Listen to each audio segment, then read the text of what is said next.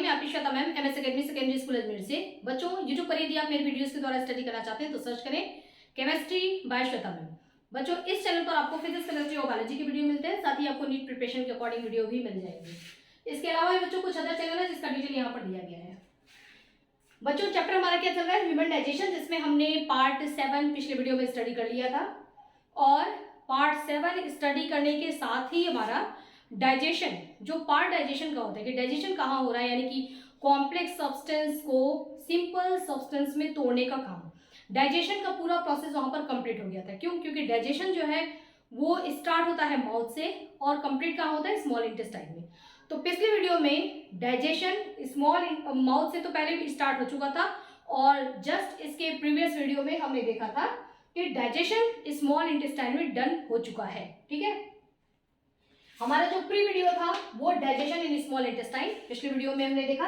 और जो हमारा नेक्स्ट टॉपिक होगा उसमें हम देखेंगे कि लार्ज इंटेस्टाइन में फिर क्या होता है। अगर स्मॉल इंटेस्टाइन में डाइजेशन कंप्लीट हो गया, फिर लार्ज इंटेस्टाइन का क्या काम होता है, वो हमारे शरीर में क्यों पाया जाता है। क्योंकि यदि कोई भी ऑर्गन, बॉडी का कोई भी ऑर्गन जिसका कोई काम नहीं है, वो हमारे शरीर के अंदर नहीं रह सकता। ठीक है, मतलब काम नहीं है तो बिना काम के वो नहीं पाया जाएगा।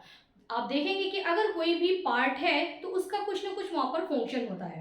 तो लार्ज इंटेस्टाइन है तो लार्ज इंटेस्टाइन का भी अपना फंक्शन होता है। ओके, आज हम क्या पढ़ने वाले हैं, आज का हमारा टॉपिक है केमिकल रिएक्शन। अगर हमने डाइजेशन प्रोसेस कंप्लीट कर लिया है कि स्मॉल इंटेस्टाइन में डाइजेशन हो चुका है, डाइजेशन का मतलब जो हमने खाया था, प्रोटीन, कार्बोहाइड्रेट, फैट, जो चीजें हमने ली थी, और वो काफी कॉम्प्लेक्स मॉलिक्यूल थे। कॉम्प्लेक्स मॉलिक्यूल क्या होता है, मतलब काफी वो कॉम्प्लेक्स मॉलिक्यूल, यानी कि जो बहुत ही बड़े मॉलिक्यूल होते हैं, और उतना बड़ा प्रोटीन का जो मॉलिक्यूल होगा वो हमारे सेल के अंदर नहीं जा सकता। ठीक है, तो उसको छोटे छोटे मॉलिक्यूल में तोड़ना होता है, यानी कि प्रोटीन को एमिनो एसिड में तोड़ना होता है।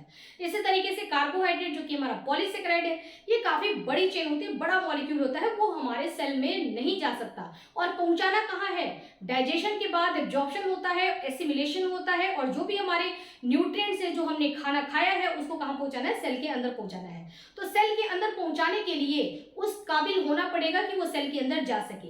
इस वजह से डाइजेशन का प्रोसेस होता है, ताकि बड़े जो मॉलिक्यूल्स हैं उनको छोटे छोटे पार्ट में तोड़ा जा सके, ताकि वो सेल के अंदर पहुंच सके। सेल के अंदर जाने के बाद वापस से उनको जोड़ा जाएगा। ठीक है ना, वापस से जोड़ेगा, सेल अपने अकॉर्डिंग वापस से प्रोटीन का फॉर्मेशन करता है। ठीक है, तो ये प्रोसेस क्या था हमारा, डाइजेशन, जो कि कंप्लीट हो चुका है। माउथ से स्टार्ट हुआ तोड़ने का कार्यक्रम, ये जो था ये माउथ से स्टार्ट हुआ। तोड़ने का कार्यक्रम का मतलब क्या बच्चों, इसको बोलते हैं कैटाबोलिज्म, है ना। ये कैटाबोलिक प्रोसेस होता है, यानी कि इसमें तोड़ा जाता है।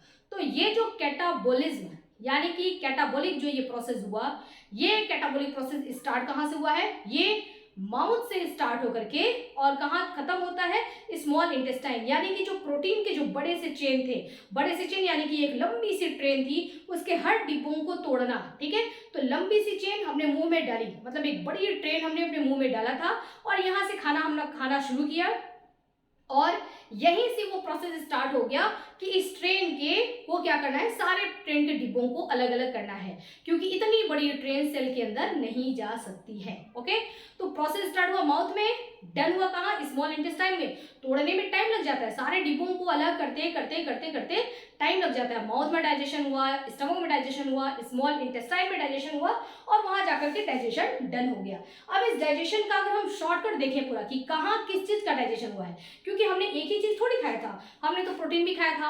ठीक है, प्रोटीन खाया, फैट खाया, कार्बोहाइड्रेट खाया।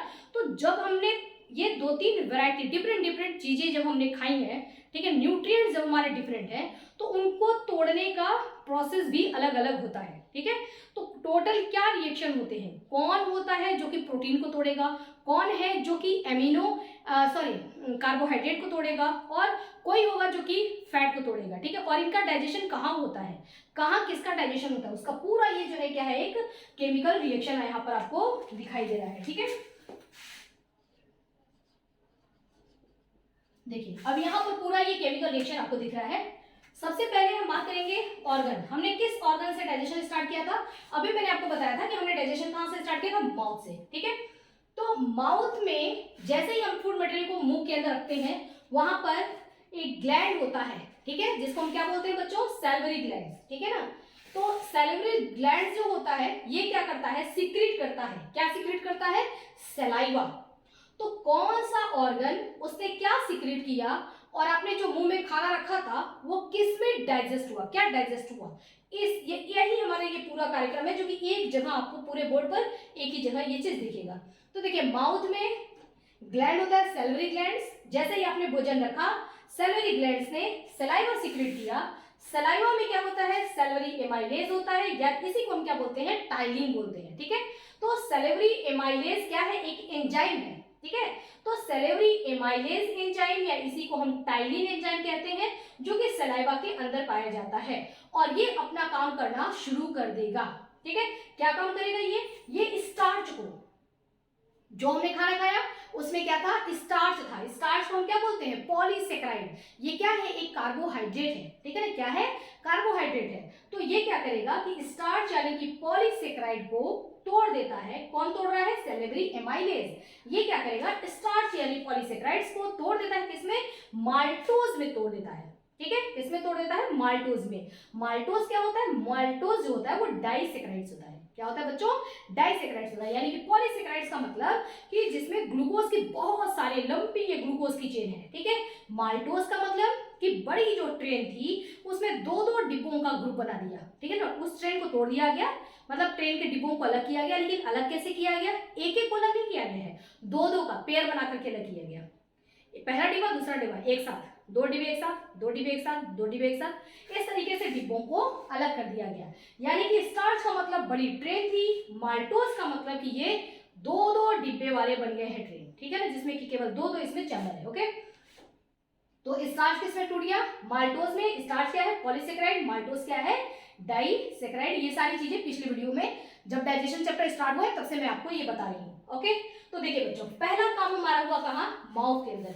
माउथ के अंदर सिर्फ यही काम होगा। ठीक है ना, कि स्टार्च को माल्टोज में तोड़ा गया। क्योंकि अब भोजन क्या होगा? क्योंकि हमारा एलिमेंट्री कैनाल है ना, लंबा है, तो अलग अलग जो ऑर्गन है, अलग अलग पार्ट है, वहां पे अलग अलग फंक्शन होगा। अब हमारा भोजन कहाँ गया? स्टमक के अंदर। डाइजेशन का अगला जो कार्यक्रम होगा वो कहाँ होगा? स्टमक के अंदर होगा।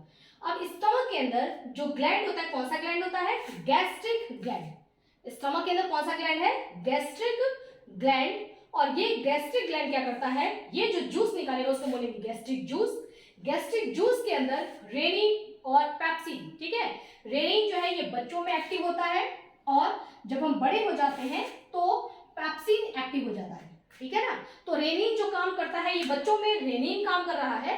अब वही रेनिन की जगह पर रेनिन का बड़ा भाई पेप्सिन। ठीक है, पेप्सिन अब काम करने लगता है, कहता है कि रेनिन को कि ये बच्चा था जब तक तुमने संभाल लिया, कोई बात नहीं, अब आगे का कार्यक्रम मैं संभालूंगा। ठीक है ना, तो पहले स्टार्टिंग में रेनिन काम करता था, वही काम यहाँ पर अब बड़े होने के बाद पेप्सिन करेगा। ठीक है, गैस्ट्रिक जूस में जो रेनिन और पेप्सिन एंजाइम्स होते हैं, तो ये पेप्सिन एंजाइम किस पर काम करेगा? ये काम करता है प्रोटीन पर। देखिए, हमने कार्बोहाइड्रेट खाया था, प्रोटीन खाया था, फैट खाया था। ठीक है ना, इन्हीं तीनों का डाइजेशन। तो कार्बोहाइड्रेट का डाइजेशन आपको यहाँ पर दिखाई दिया कि कार्बोहाइड्रेट को यहाँ पे तोड़ा गया।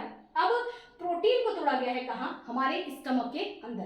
प्रोटीन को किसमें तोड़ दिया? पेप्टोन्स में, या पेप्टोन्स और एमिनो एसिड में। पेप्टोन्स का मतलब क्या होता है? अब यहाँ पर इसी चीज को जो आपने यहाँ देखा ना, ये वाली बात, वही सेम चीज ये भी है। ठीक है, प्रोटीन का मतलब क्या है? ये प्रोटीन है। ठीक है ना, प्रोटीन में क्या होता है? प्रोटीन बना किससे होता है? एमिनो एसिड से। यानी कि प्रोटीन एक बड़ी सी ट्रेन है। इस ट्रेन के एक डिब्बे को हम क्या बोलते हैं? Amino acid. तो पहला डिब्बा, दूसरा डिब्बा, तीसरा डिब्बा, चौथा डिब्बा, ऐसे करके बहुत सारे एमिनो एसिड आपस में जुड़े होते हैं, तो प्रोटीन की एक लंबी चैन बनी होती है। ठीक है, यानी कि प्रोटीन क्या है? प्रोटीन एमिनो एसिड, यानी कि एमिनो एसिड का एक मतलब पॉली एमिनो एसिड आप कह सकते हैं ना, बहुत सारे एमिनो एसिड का ग्रुप होता है। जो एमिनो एसिड होते हैं, इन एमिनो एसिड के बीच में जो बॉन्ड होता है, जुड़े कैसे रहेंगे? बीच में कुछ बॉन्ड तो होनी चाहिए ना उनको बांधने के लिए। ठीक है, एक डिब्बा दूसरा डिब्बा, दोनों को हमने बांधा किससे है? ठीक है, तो जो दोनों को एक दूसरे से जोड़ के रख रहा है उसको हम क्या बोलेंगे? बॉन्ड बोलते हैं। तो एमिनो एसिड के बीच में यहाँ पर जो बॉन्ड होता है इसको हम क्या बोलते हैं? Peptide bond. दो एमिनो एसिड के बीच में पाए जाने वाले पेप्टाइड बॉन्ड को हम क्या कहते हैं? Dipeptide bond. ठीक है, तो देखिए इस वजह से इसमें आपको पेप्टाइड बॉन्ड कितने दिखाई देंगे? बहुत सारे। अगर एक प्रोटीन है तो उस एक प्रोटीन में आपको बहुत सारे पेप्टाइड बॉन्ड दिखाई देंगे ना। क्यों दिखाई देंगे? क्योंकि देखो, इसको जोड़ने के लिए एक पेप्टाइड बॉन्ड आ गया, इस एमिनो दूसरा पेप्टाइड बॉन्ड, इसको जोड़ने के लिए तीसरा पेप्टाइड बॉन्ड। तो आप देख रहे हैं कि अगर ये बड़ी चेन है, अभी तो मैंने इतने ही लिख रखे हैं इसमें, लेकिन बहुत सारे बड़ा प्रोटीन, ऐसा प्रोटीन हो सकता है जिसमें कि बहुत सारे अमीनो एसिड हैं, तो वहां पर पेप्टाइड बॉन्ड भी क्या होंगे, बहुत सारे होंगे। और अगर बहुत सारे पेप्टाइड बॉन्ड हैं, ठीक है, तो आप इस प्रोटीन का दूसरा नाम भी बोल सकते हैं, इसको आप बोल सकते हैं कि ये एक ऐसा चेन है जिसमें बहुत सारे पेप्टाइड बॉन्ड पाए जाते हैं, यानी कि ये क्या है, पॉलीपेप्टाइड चेन है। क्या बोल सकते हैं कि ये क्या है, पॉलीपेप्टाइड चेन है। ओके, हम बात कर रहे थे कि प्रोटीन से टूट करके, है ना, प्रोटीन को पेप्सिन ने तोड़ दिया। तोड़ कौन रहा है, पेप्सिन। पेप्सिन ने प्रोटीन को किसमें तोड़ दिया, पेप्टोन्स में और एमिनो एसिड में। तो पेप्टोन्स क्या होता है, देखिए अब ये जो हमारा प्रोटीन का ये जो बड़ा सा चेन है, इसको छोटे छोटे टुकड़ों में तोड़ देंगी, ठीक है। छोटे छोटे टुकड़ों में जब हम तोड़ देते हैं तो इसी के छोटे छोटे टुकड़ों को बोला जाता है पेप्टोन्स। क्या बोलते हैं, पेप्टोन्स। यहाँ एग्जैक्टली मैंने बताया था आपको कि माल्टोज का मतलब होता है दो ग्लूकोज का आपस में जुड़ना, मतलब दो दो के पेयर में उसको तोड़ा जा रहा है, इस वजह से इसको डाइसेक्राइड भी कहते हैं। पेप्टोन्स का मतलब यहाँ पर काउंटिंग करके आपको नहीं बताया गया है कि कितने एमिनो एसिड एग्जैक्टली हैं, है ना। इसका मतलब सिर्फ ये हुआ कि बड़ा प्रोटीन का चेन था, उस बड़े प्रोटीन के चेन को छोटे छोटे प्रोटीन के चेन में तोड़ दिया गया है। इसमें कितने एमिनो एसिड है उससे मतलब नहीं है, ठीक है ना, ये कोई काउंटेबल नहीं है, केवल क्या है, उसको छोटे छोटे टुकड़ों में तोड़ दिया गया है। तो प्रोटीन के बड़े चेन का जो छोटा छोटा टुकड़ा होता है उसी को हम बोलते हैं पेप्टोन्स। तो कुछ जगह तो पेप्टोन्स भी हो जाते हैं, मतलब कुछ तो पेप्टोन्स में टूट गए, छोटे छोटे टुकड़े में टूट गए, और कहीं कहीं पर ये प्रोटीन जो होता है एमिनो एसिड में भी टूट जाता है, यानी कुछ कुछ एमिनो एसिड कंप्लीटली अलग भी हो जाते हैं ना, एक एमिनो एसिड बचा, ठीक है।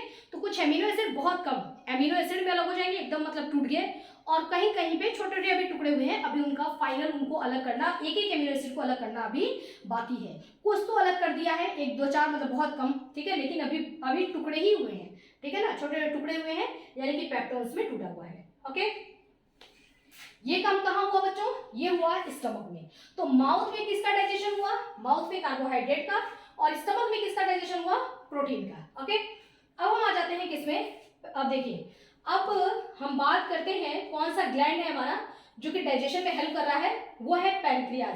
पैनक्रियाज बच्चों हेल्प कहाँ करेगा, पैनक्रियाज जो हेल्प करता है वो स्मॉल इंटेस्टाइन में। फूड मटेरियल माउथ के बाद गया स्टमक में, स्टमक के बाद फूड मटेरियल चला गया स्मॉल इंटेस्टाइन में। स्मॉल इंटेस्टाइन में पैनक्रियाज अपना रोल निभाता है, ठीक है। पैनक्रियाज भी कुछ ऐसे एंजाइम सीक्रेट करता है, कुछ नहीं, मतलब ये सारे एंजाइम्स आप देखेंगे जो कि प्रोटीन, कार्बोहाइड्रेट और फैट तीनों का डाइजेशन करते हैं। यानी कि कॉम्प्लेक्स को सिंपल में तोड़ने में पैनक्रियाटिक जूस का भी अपना रोल होता है। तो पैनक्रियाज एक ऐसा ये ऑर्गन है जो कि जिसके अंदर पैनक्रियाटिक ग्लैंड्स पाए जाते हैं। ये क्या करते हैं, पैनक्रियाटिक जूस सीक्रेट करते हैं।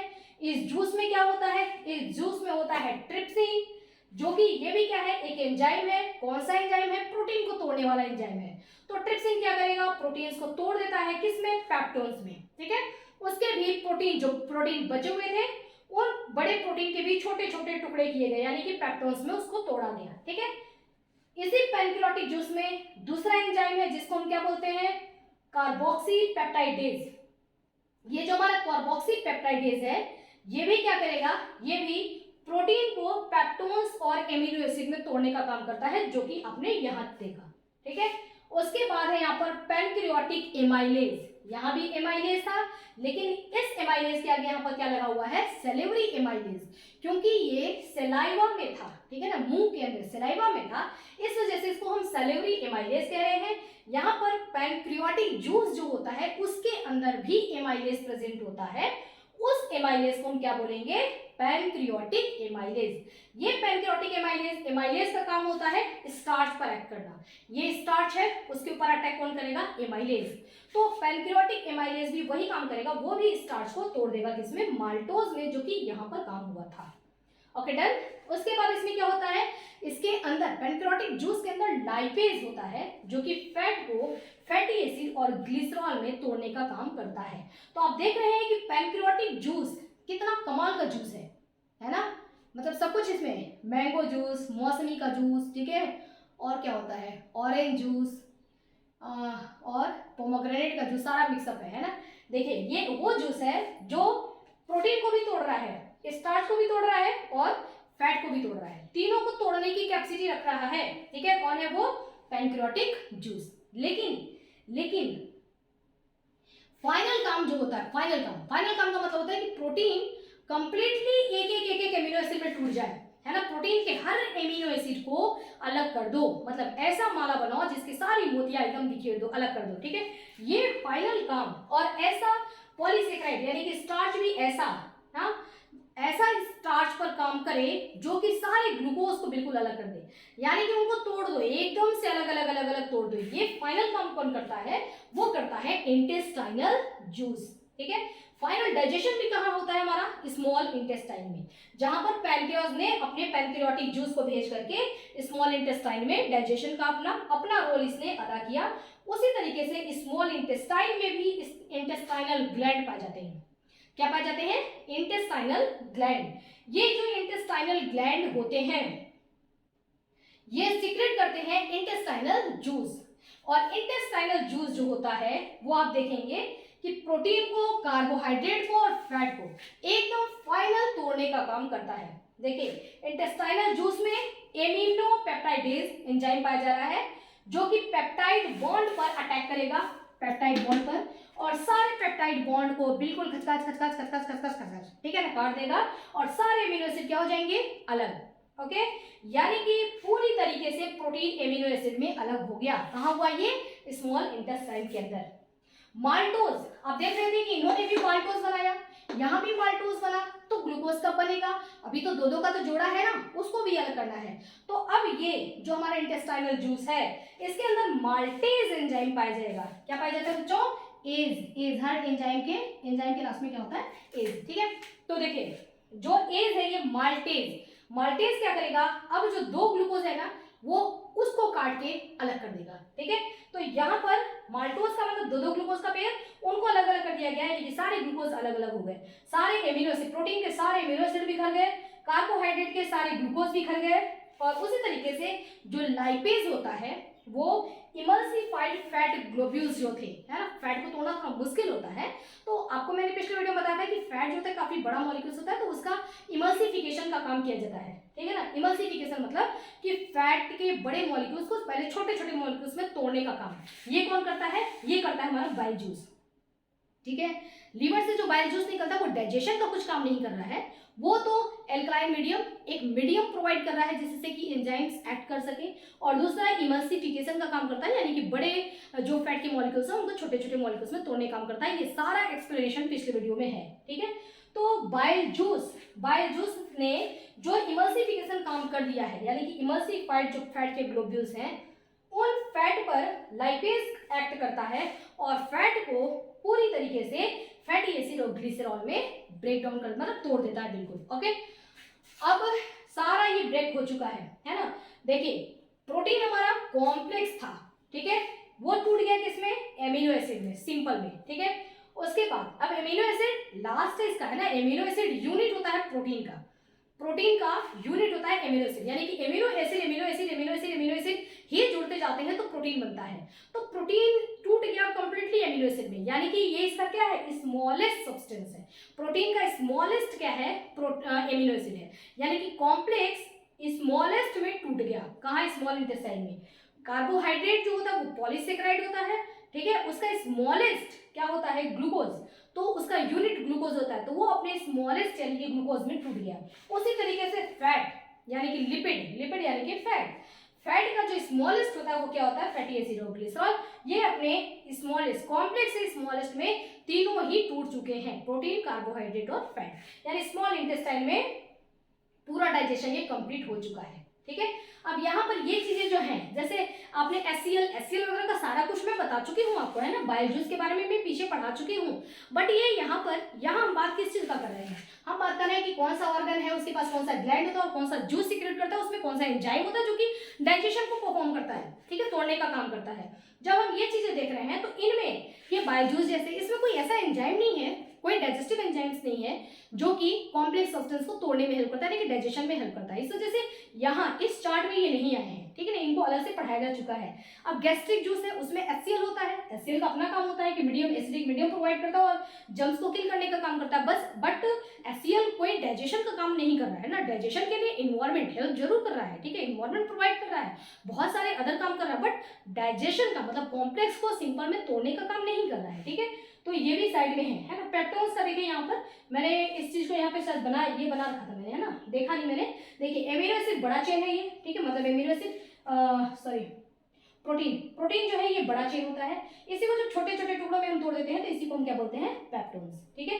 पेप्टोन्स जो होता है वो सॉल्युबल फॉर्म होता है, ये टूट गया, ठीक है। अब इससे भी जब छोटे छोटे टूट जाएंगे, अलग अलग हो जाएंगे, तो क्या बनेगा, एमिनो एसिड। वो आप देख रहे हैं प्रोटीन सबसे बड़ा चेन होता है, छोटे टुकड़ों में टूटता है तो वो पेप्टोन्स हो गया, और एकदम अलग अलग हो जाएगा तो वो क्या हो जाएगा, एमिनो एसिड। यानी कि प्रोटीन सबसे बड़ा होता है, उससे छोटा होता है पेप्टोन्स, उससे छोटा होता है एमिनो एसिड। हो सकता है ये क्वेश्चन पूछ ले, है ना, कि व्हाट इज पेप्टोन्स, पेप्टोन्स क्या होता है, तो आपको पता होना चाहिए। ओके स्टूडेंट्स, तो बच्चों ये हमारा पूरा चार्ट है जिसमें कहाँ कहाँ क्या क्या हुआ, कौन किसमें टूटा, पूरी हिस्ट्री जो अभी तक हमने डिस्कस किया कि हुआ कैसे, वो एक एक एक एक मैकेनिज्म हमने स्मॉल इंटेस्टाइन में देखा है। काफी शानदार वीडियो है, पिछला वीडियो आप जरूर देखिए। अब उसी का यहाँ पर ये पूरा चार्ट, ये एक फ्लो डायग्राम, ठीक है ना, कि कौन किसमें टूट रहा है, कौन सा एंजाइम सीक्रेट हो रहा है और कैसे कैसे हो रहा है, ठीक है ना, वो सारी चीजें जितनी जरूरत थी वो सब इसमें क्लास 10 के अकॉर्डिंग यहाँ पर चीजें हैं, ठीक है। तो बच्चों इसको आपको स्टडी करके रखना है, अच्छी तरीके से तैयार करना है। नेक्स्ट वीडियो बच्चों हमारा क्या है, मैंने आपको बताया जैसे लार्ज इंटेस्टाइन, ठीक है, स्मॉल इंटेस्टाइन तो हमारा फूड मेटल पहुंच चुका है। अब हमारा भोजन टूटने के बाद क्या करेगा, अब पहुंचेगा लार्ज इंटेस्टाइन में, और स्मॉल इंटेस्टाइन में ही वहां पर क्या होता है, एब्जॉर्प्शन प्रोसेस होता है, ठीक है ना। एब्जॉर्प्शन के बारे में भी मैं आपको थोड़ा बताऊंगी। उसके बाद डाइजेशन स्मॉल इंटेस्टाइन में डन हो गया, और एब्जॉर्प्शन भी हो जाता है, न्यूट्रिएंट्स का एब्जॉर्प्शन भी स्मॉल इंटेस्टाइन में डन हो जाता है, ठीक है। अब लार्ज इंटेस्टाइन में क्या होता है और एब्जॉर्प्शन के बारे में भी, है ना, दोनों चीजें हम देखेंगे नेक्स्ट वीडियो में। तो तब तक के लिए बच्चों स्टडी करते रहिए। Okay, have a nice day.